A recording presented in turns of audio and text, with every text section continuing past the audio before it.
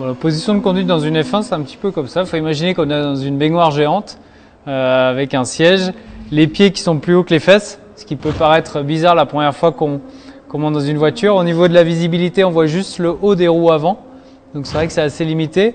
On a le volant avec un angle des bras à 90 degrés pour juste voir avec les yeux vraiment les diodes et les indications essentielles sur le haut du volant, et puis toujours pouvoir porter son regard loin pour aller chercher un maximum d'informations, que ce soit le freinage, le point de corde, la sortie du virage et puis ensuite le virage d'après.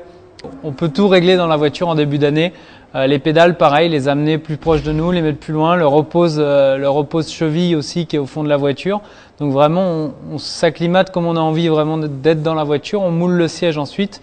Et puis le dernier point, c'est régler le repose-tête pour vraiment avoir la tête bien posée et bien confortable. En début d'année, après la première séance d'essai, on a des bleus partout dans le dos puisque le siège doit se former.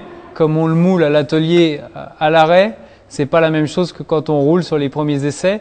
Et il y a toujours des petites modifications où on prend en général un gros marteau et on tape sur la mousse qui est encore un petit peu fragile à certains endroits pour créer un petit peu de place ou vraiment être bien. Et puis après 2 séances d'essai, là on peut clairement se dire que le siège est définitif et qu'il va faire la saison.